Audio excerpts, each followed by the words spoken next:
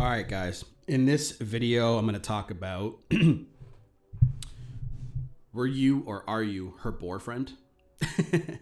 So I'm on Twitter at the moment, and I follow a awesome fucking Twitter page called the Book of Pook Quotes.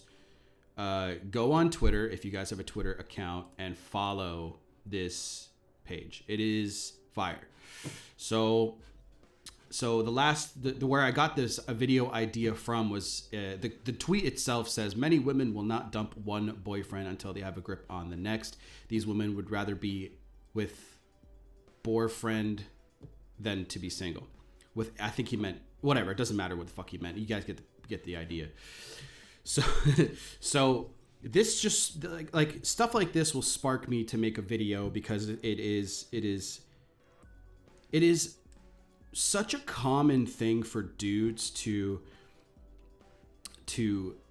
be so boring. So what's the word? Submissive? I guess that's the first word that comes to my mouth. Here's what I mean. Fellas. Many times, what do you see guys do? I used to be in sales, okay? So let me go into this. I used to be in sales. I used to sell phones, okay? Now, selling phones on a contract isn't really a hefty fucking decision. You know, you either get one or you don't, and you pay, you know, $50 to $100 a month, whatever you're in whatever country you live in. It depends, right? But do you know how many dudes will say to me, I got to talk to the wife, I got to talk to the boss, I got to talk to the financial handler? Do you know how sick that makes me to hear that guys are so emasculated these days that they can't even make financial fucking decisions? They get with a woman who controls them to that extent. Here's the thing. There was a point in time where I was bad with my finances, and my girlfriend said, I'll help you out and I'll help you save money. She helped me save money because I had not developed myself to a point where I was able to handle that. Now I have, and now she doesn't touch any of that. She's just she helped me out because I was going through this phase in my life where I was trying to become a better version of myself. And I'm glad that I'm with a woman who can see the potential, right? So she saw that in me. She's like, look, you just need you need a hand. So here you go. And she I grew up poor. This is no fucking excuse, right? But here we go. I grew up poor. So when I started getting money into my pocket, I just wanted to spend it. I wanted to buy things.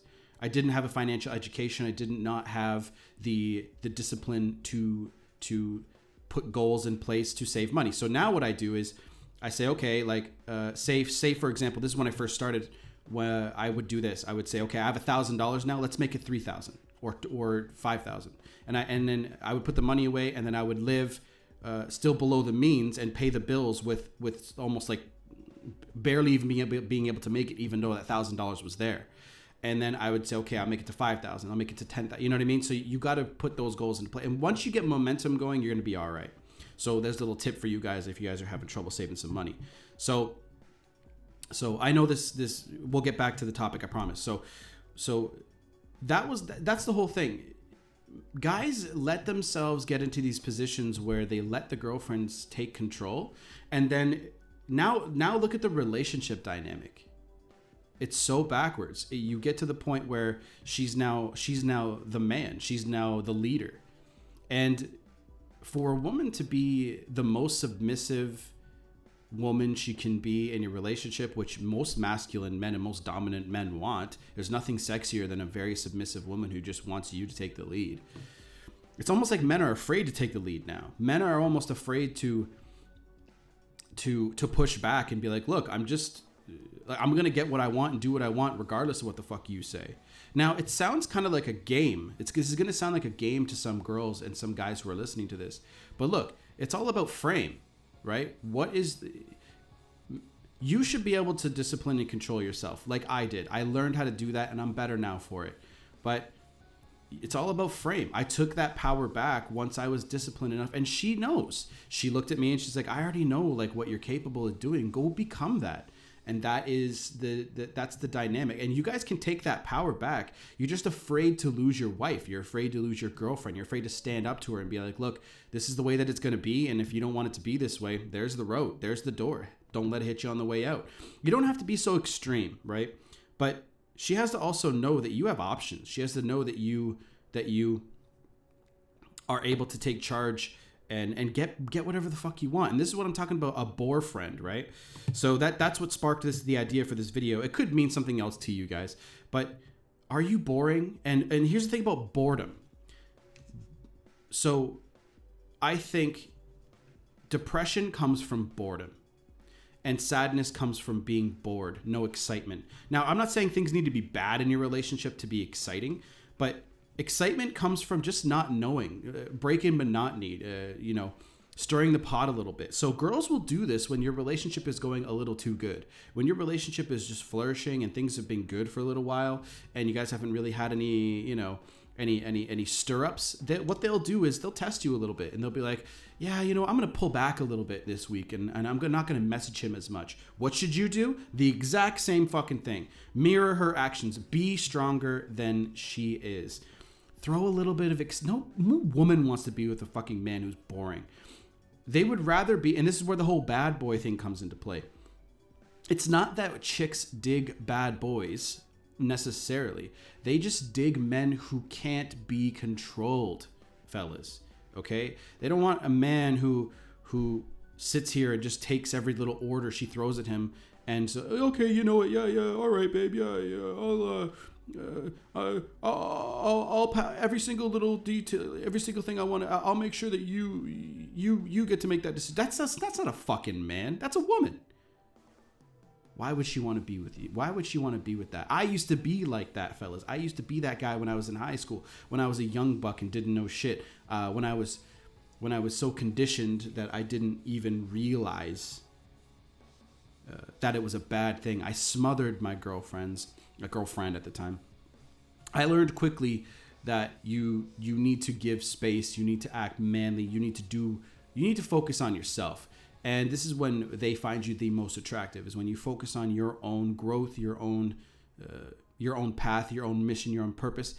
When you focus on those things and you make those things your priorities, this kind of stuff automatically falls into place. Because look, think about it like this.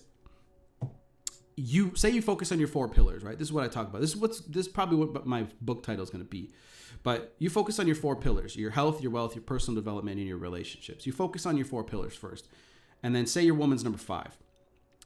The 4th pillar can be your relationship with your woman, but I'm talking about relationships with your friends and your family and your coworkers, whoever you spend the most of your amount of your time with. Because Dan Pena literally says, show me your friends and I'll show you your future, right? So you focus on becoming awesome in all these 4 pillars. Why? You wouldn't let her lead. Because for one, you'd be wealthy. You'd be not wealthy. I'm not talking about like millions and millions of dollars. I'm talking about where you don't worry about money. So now you don't have to ask your boss or your wife for permission to buy this thing, because now you have the education, the financial education, the discipline to know if it's a good purchase or not. The only reason that men fall back on their wives is because they're fucking stupid with their money, or they have so little money, and the woman takes care of the finances. So if you take care of your health, your wealth, your personal development, and all these first, you're always going to be in a position to be dominant. You're always going to be in a position to be the man that you should be: strong, confident, alpha as fuck. So this is what I'm continuing to strive towards, and looking into the stoicism stuff and learning that deeply, right? And it's I'm at the point where I'm in a regimented schedule. I'm pushing and making videos, and I'm doing this every single day now. And I figured out what I want to do in the future: create content. That's it. It's my main focus to create content every day, and jump into new niches, and under that is like a sub niche, and I'll keep making content every single fucking day. So fellas, push to be the best version of yourself. Push to be number 1. You are number 1, not her, right? The only people Again, look at your 4 fucking pillars: your health, your wealth, your personal development, and your relationships. And then it's not necessarily like you have to work on one before the other. You can, I would focus heavily on one because they bleed into each other. So let me give you a quick example before I sign off of this 10-minute fucking rant.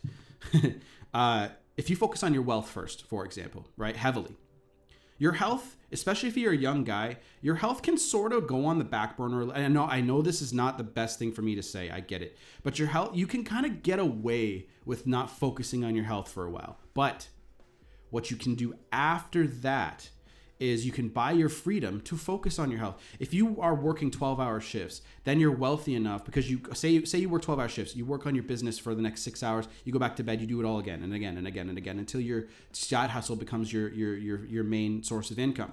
So say you do that, you can now take that time and that focus to focus on your health. Because now you're only working 4 hours a day, like I do, or 6 hours a day, whatever you decide. Then when you do that, then you can go to the next level with your health. Then you can focus on becoming better with your health, and then bam, your wealth pillar is high, your health pillar is your wealth pillar is high, your health pillar is high, and then that will also bleed into personal development too, right? Because you're developing yourself. But I think of personal development personally as like reading books, changing your belief system constantly in a positive manner. And that's what books do. Videos do this as well. Videos sort of cherry pick certain things, right? But you're updating your belief system because you know that something about your belief system sucks, especially if you're watching my channel and if you're looking for help with this kind of stuff. So anyway, I think that's a perfect little quote. And go follow the Book of Pook Quotes Twitter page. It's fantastic if you want to have a daily dose of manly stuff. Buy the book as well. It's worth it. Anyway, I'll catch you guys on the flip. You guys want a coaching session with me, head down to the description box below, or just go to masculineenergy.net/coaching, or just go to the coaching tab when you go to the website. I'll catch you guys on the flip. See you guys later. Peace.